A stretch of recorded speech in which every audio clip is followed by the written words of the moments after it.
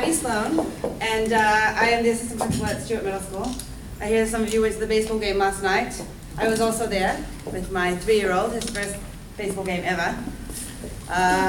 Unfortunately, it was also his first time eating cotton candy. That was a fun night.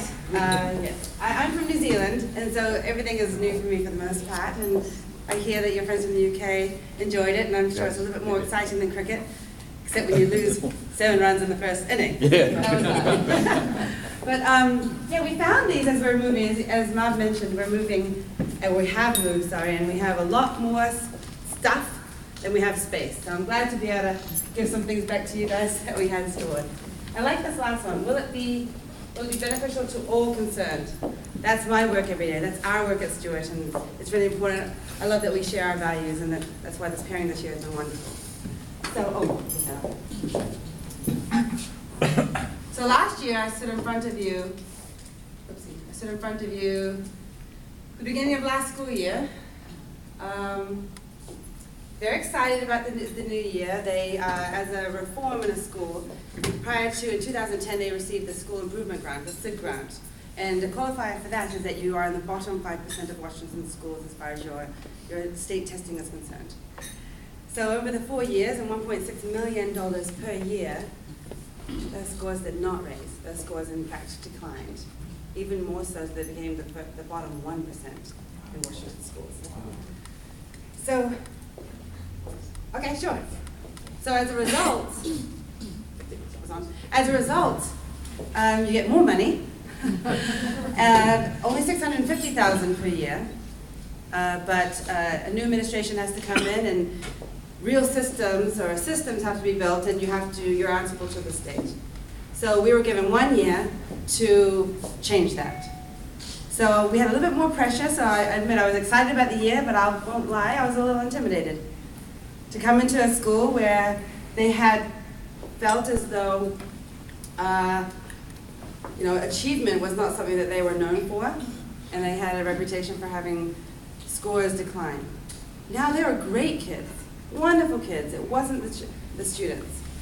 So we had, last year they had 19% of our 8th grade class passed the math test. So in essence, there's more people in the room here than at Stewart 8th grade passing math. That is criminal. Yeah. Math is so central to everything. To be in a position where you're not ready for 9th grade math or 9th grade life, that was difficult.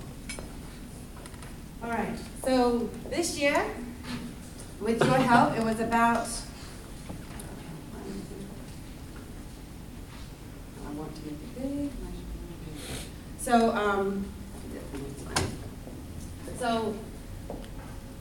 the 4 years prior to, they had spent a lot of time building, and in fact, even though the scores had gone down, they had laid a lot of the foundations for us to jump off and build. The students were ready for change, the teachers were ready for change, and they were open. And so this year, we had a new logo created, and students were a part of that. And so Stewart has always been the Panthers as long as I've known it, but prior to they were the Sabres. But they had a new logo last year. Last year, pride down the arm, we wanted to bring Stewart's pride and scores back to them. And so as a student body, they voted for a school student motto. Champions are not born at Stewart, champions are made at Stewart. So the students recognized that it was within their power, within their warehouse to become great and to bring scores up again. So what we see, or what I want to do today, is just let you know what we stand for at Stewart and the building that we've done this last year, and then how you helped us with those goals. So our students needed to feel like they were great. They needed to feel that they could achieve. And when we had the values, and we had set the values, and our values had aligned together, and then you came in and helped us with that, and became tradition because you came every quarter, and you're a regular face in our building, that helped with those goals, and that brought pride back for our students. And then we have some new programs at Stewart. We don't know if I can help with that. Okay, so every good school their administration and the teachers have high expectations of the students. And even better so, the students have high expectations of themselves. So we started last school year with our 3.0 breakfast. So if in 5th grade, coming into 6th grade, you had passed the MSP, or you had passed the MSP because they don't have GPAs, but in 6th or 7th and 8th, if you had a GPA of 3.0 or above, we started the school year with a breakfast. And the students sat together. They were allowed to be a little bit late to class, but they sat together and we celebrated the fact that you had worked hard, and showed straight away that our values were that you can achieve high, and these are our expectations.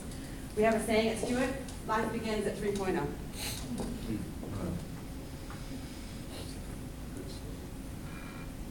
So, once you have those high expectations, you have to then positively reinforce, positively recognize what your values are. 3.0, kindness to your peers, all those kind of things. And if you are not there, then you cannot receive these things. And so your help, the tardies were a big deal at Stewart. They had very high tardies, almost over 35% of the student body was, prior to this year, was tardy every day. That is a very high number in comparison to other schools especially, but just anyway, 35% is very high. So every quarter, we have a house system. I don't know if you're familiar with Harry Potter, and they have the house systems, Gryffindor, and things like that. We do that at our school too. And so the same 3 core teachers, math, English, language arts, and science, have the same 90 kids in their grade book. So it's a real house feel. So we competed on tardies in our house, in our houses. And so the house in each grade that had the least amount of tardies received ice cream from you guys. It was wonderful. They'd ask us, when are the ice cream people coming? When's the Rotary coming? And in fact, I have a really nice story about that. The last time, I don't know, Marv, if you know Jaquel, he's quite popular at the ice cream table, even when he doesn't get ice cream, he's there anyway, asking for ice cream. But okay, you see, Marv knows him. And his house had not won it for 2 times. They won it the first time, but not the second and third time. So on the 4th time, he won it again. He was so excited. And he is a kid that always has stuff in his pockets. He always has some sort of food. He's always going off to the, back there to eat something. He's always got some sort of food item. And so ice cream was a big deal for him. And his, not so much friend, or more of an acquaintance, he said he was really upset because his house didn't win the ice cream. And he said, but I've been here on time every day this quarter. Every day, and our house didn't win. So Jaquel, which is all around there that watched him, was amazed by this, but he actually gave him his ice cream. That's huge for Jaquel, to give away food anyway, but then to show compassion like that, to say, you know what, you can do that, you can do it next time. You have earned this ice cream because you have been here every day on time. So that was cool. The values that you guys helped reinforce with that have now translated into students that wouldn't have necessarily shown that before. In fact, I've seen him steal food from people in the past. So to give his ice cream to somebody was pretty huge. And then also the pizza for the increase of the SRI scores. Now when we set the increase, and SRI is a scholastic reading inventory, it asks students to look at words and what do they mean and use them, and it sort of represents their ability in reading. And so a year's growth is about 100. So what we decided was every time they grew 33% or 33 points, that we would reward them, and we decided that would mean pizza for each student. We didn't realize that was a really low bar for our students. 33% is very average to grow. Our students grew sometimes 200 points per reading score. So I don't know if you're expecting to pay for 120 students, but we're going to increase our bar this year to 45. 33 is quite adequate for growth each quarter, but our students did better than that. And that's a really positive thing. So you probably won't get 120 requests this year, but what was nice about that is we have families say, well, our student got a pizza, so we all went out as a family. We all went as a family, we had dinner together. And that was really, really neat to hear, because we know that the community supporting our students, our parents supporting their students, and us supporting our students, as a team, that's how our students do better. Acting in isolation just doesn't produce the results that we saw this year. In one score, 200 points increase is pretty huge. So So it just shows that all along it wasn't the students. They needed a system, they needed a community, to wrap around them in conjunction with their team to produce better results. And the tardies, so we see students policing each other. You need to be on time. You need to be on time. You're gonna let the house down. You're gonna let the house down. Be on time. And now that's huge. Being over at Stewart being over at Hunt, we don't have a backup. So if our students aren't on time now, it's on them to get to school, and a lot of our families don't have transportation. So this program is even more pertinent this year. It's really important to get our students on time.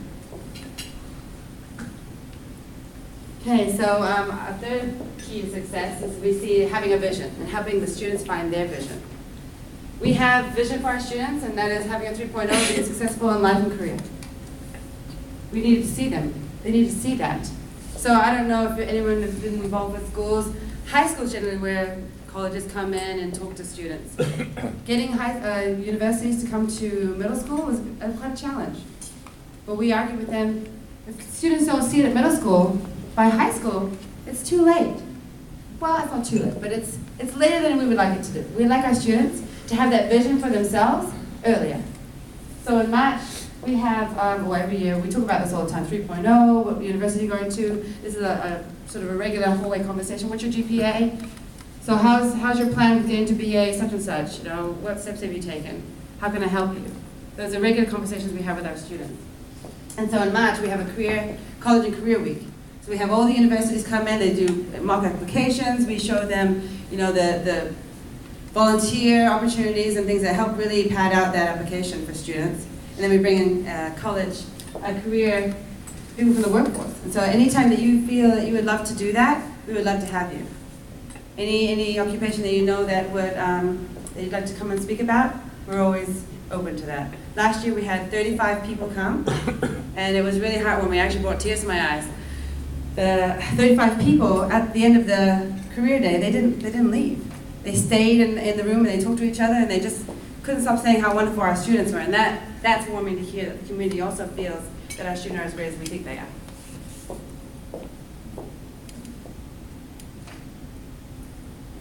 Okay, and then being consistent in our messaging. So we are very clear that our students are to walk this way in the hallway. They're to greet each other, they're to smile, and unfortunately, sometimes students can, not their phones, but be down in their own world. They're middle schoolers. That's what they do. That's a normal rite of passage to go through middle school and be sort of egocentric in that. So we need to be open with our messaging and sort of say, well, being outside yourself and being a part of your community is a big deal. You guys exemplify that. I think I heard you say that. Representing the values of Rotary in the community. That's what we like for our students. We took our 6th grade class to a university, and a funny story about that, some of them of course hadn't been to a university before, they're 6th graders, but that's when we started our talk about college. And anyway, a parent volunteer that came that day, she signed up for university. So she's starting this fall. Yeah, it's quite amazing. I didn't think you could take applications that late, but it was April, and she's starting this fall. Okay, so some of our new initiatives this year. Last year was about building program, about getting situations where we could be consistent in our message and getting programs built. So have the pride, we had the pride in our arm and our logo, but we want this year to push really with our students. We're doing that through our advisory class, where we're going to really outline what it means to be a Panther, what it means to be at Stewart Middle School, what it means to when you leave Stewart Middle School. And so Panther Pride we've used for a long time, but what does pride mean? And to us, it's perseverance, respect, inspire, determination, and excellence. And through our advisory lessons, we'll be going through what it means to do each of those things, what it looks like at school. What we're hoping to is also have slips that exemplify this and send it out to, give them to students. They then will take that slip, put it in a jar to then be drawn every day, and we would like to give them prizes and really reinforce the values of being a Panther in these areas here.